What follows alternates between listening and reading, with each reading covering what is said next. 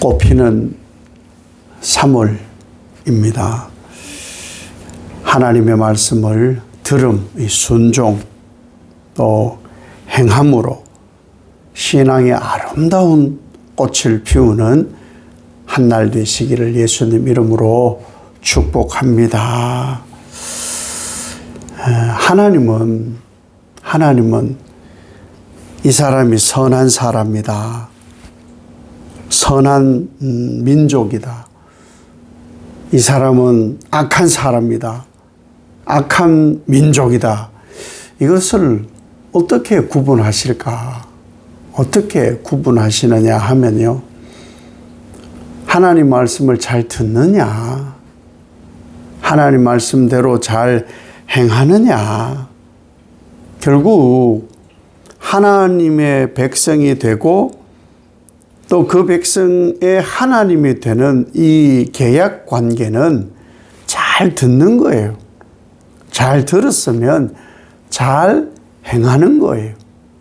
그래야만 하나님의 계약이 완성이 되기 때문입니다. 그래서 그렇게 하는지 하지 않는지를 하나님이 보시고 이 사람은 계약을 잘 지키는 사람이네. 선한 사람, 선한 민족. 이 사람은 뭐 혹 한두 번 실수는 있겠지만 이것을 그런데 계속하는 것은 의도가 있는 것 같아. 날 무시하나? 여기에 이미 하나님께서 판단이 다 있으시다.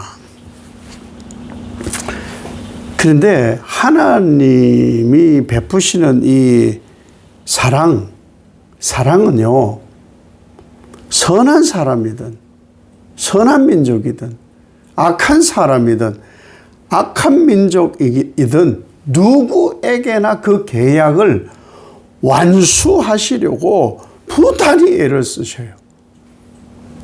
여러분 잘 아실 거예요. 스스로 그냥 판단해서 저 사람은 못돼 빠졌는데 어떻게 저렇게 잘 살지? 못된 사람에게도 하나님은 동일하게 사랑을 베푸세요. 누구에게나 정말 하나님의 공의로움으로 사랑을 베푸세요. 사랑을 골고루 어느 정도로 골고루 베푸시느냐? 마땅히 죽어야 할 사람이 죽는 것조차도 기뻐하지 않으실 만큼 누구에게나 하나님은 사랑을 베푸신다. 이걸 제가 느끼는 게 하나 있어요. 이 공무원들, 그 소방공무원이나 혹은 군인들이나 애쓰는 이런 분들이 급식을 먹잖아요. 급식하고요. 교도소에 재소자들이 먹는 급식에도 차이가 있답니다. 이 교도소 재소자들은 범죄해서 들어갔는데 그분들의 급식비가 더 비싸대요. 그러니까 그것을 이 조사한 국회의원이 막 보고를 하는데 이럴 수가 있느냐고 막 그런 얘기를 들은 적이 있는데 하나님 사랑이에요. 하나님 사랑. 죽을 자가 죽는 것도 기뻐하지 않는 하나님이시기에 그만큼 하나님은 사랑을 정말 골고루 베푸셔요. 근데 어디에 차이가 나느냐? 그 하나님 사랑을 받는데 교만한 사람,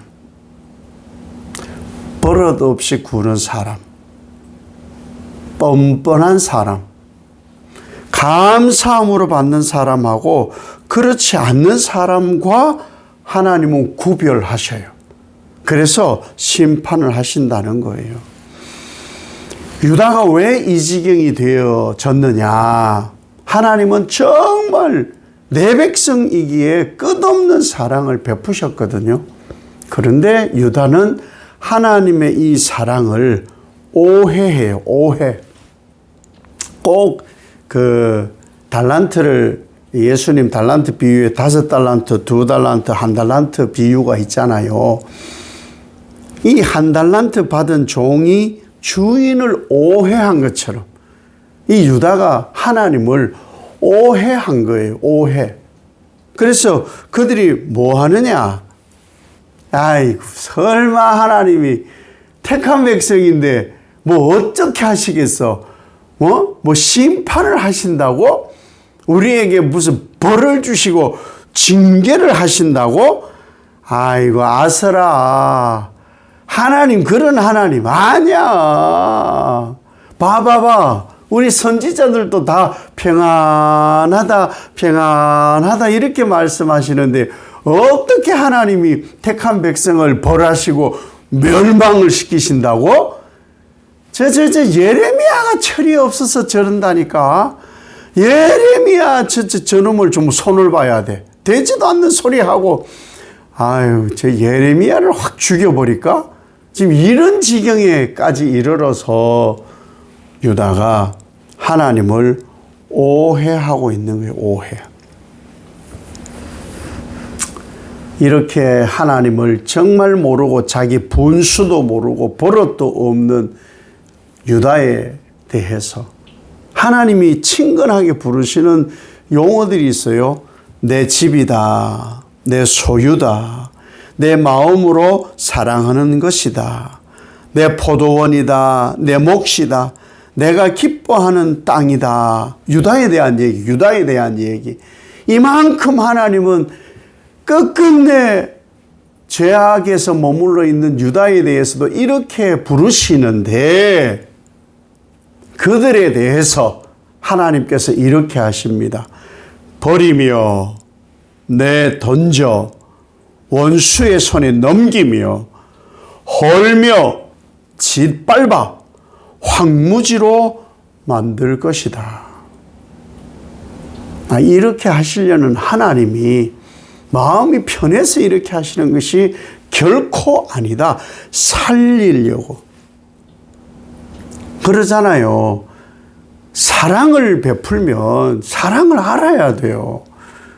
버릇없이 굴면 안 돼요. 그런데 주변인들이 그런 집들을 봐요. 어느 집을 보면서 아이고 저 집에는 진짜 다른 집은 몰라도 저 집에는 저러면 안 돼. 그 부모가 얼마나 사랑하고 그랬는데 어떻게 저 자식이 저 부모한테 저럴 수가 있어. 주변이 아는 거예요. 주변이. 지금 유다가 하나님의 사랑, 하나님의 인내, 하나님의 긍휼을 모르는 거예요. 모르는 거예요. 분수를 모르고. 원래 사랑받고 잘 대해주면요. 분수를 알아야 되는 거예요. 그런데 그 악이 근본에까지 침투한 거예요. 죄가 너무 깊이 침투한 거예요. 잘못 배운 거예요. 하나님의 음성이 있을 때 들어야 되는데 다른 음성에 점점 귀를 기울여서 귀가 싸구려가 된 거예요. 그러니 점점 악해지고 교만해지니까 하나님이 원하시는 순종, 잘 들음, 듣지 않게 되고 행함, 불순종하게 되고 불이행을 하게 되었다라는 것이죠. 그래서 하나님 어떻게 하시느냐? 헐어버린다. 헐어버린다.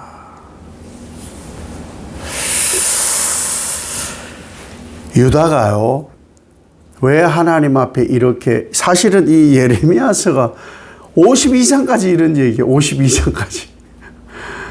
왜 이렇게까지 하시느냐? 듣지를 않아요. 계속해서 듣지를 않아요. 그러니까 자기들이 범죄함으로 악해진 것을 돌아보질 않고 계속 듣는 소리가 그렇게 하면 안 된다, 그렇게 하면 안 된다, 그렇게 하면 안 된다 하니까 그들 입장에서는 뭐라고 하는지 아세요? 한 번이라도 칭찬한 적 있으세요? 잘한다고 한 적 있으세요? 그런 말씀 한마디도 안 하고 맨날 그러지 마라, 그러지 마라, 그러지 마라, 잘못되었다, 잘못되었다 하니까 그 아버지 탓이에요, 아버지 탓이에요, 어머니 탓이에요. 그러는 거예요, 지금. 하나님은 정말 진심 어려운 마음으로 사랑과 긍휼과 공의를 계속 얘기하는데 너무 많은 잘못된 것을 듣고 거짓 평안과 거짓 화평에 길들여져 있고 교만하고 버릇없고 잘못 배운 것은 일절 돌아보지 않아. 여기에 포도원을 돌보지 않았다 이런 말씀이 나와요. 전혀 자기들의 죄악은 돌아볼 생각을 하지 않는 거예요. 잘못된 생각을 하지 않는 거예요. 그리고는 듣기 싫다고 우리가 뭐 그렇게 잘못됐냐고 그 잘못된 것이 좀 양심상 찔리면은 뭐 그럴 수도 있지 뭐 이러고 있다 이거죠. 결국 하나님이 하나님과 전혀 어울리지 않는 일을 하시는데 그게 뭐냐? 진노예요, 진노. 사실 십자가를 우리가 이제 내일부터 사순절이 시작되잖아요. 십자가는요, 죄에 대한 하나님의 진노예요. 그리고 죄에 대한 하나님의 진노와 징계의 사랑의 꽃피움이 십자가예요. 이것을 놓치는 거예요. 그러니까 자꾸 십자가를 사랑, 물론 사랑이죠. 그런데 그 사랑이 어떻게 죄에 대한 진노로, 죄에 대한 심판으로, 징계로 그 사랑이 이루어졌다라는 것을 까마득하게 잊어버리니까 아유 하나님은 사랑이신데 왜 나한테 이렇게 진노하시고 벌 주시고 험하게 하시느냐고 나는 내가 뭐 그렇게 잘못했느냐고 이런다니까요. 죽을 죄인이에요. 죽을 죄인. 그것을 알지 못하니까 십자가에 예수님 못 박힐 때 나도 못 박혀 죽었고 이게 아니니까 애고 어른이고 여기서 벗어날 사람 한 사람도 없어요. 그래서 깨닫지 못하니 하나님께서 진노하시고 오냐 한다고 다 되지 않으니 하나님이 징계하시기를 북방의 바벨론을 통해서 이제 멸망을 시키려고 하시는 거예요. 그러면서도 약속하시는 게 뭐냐?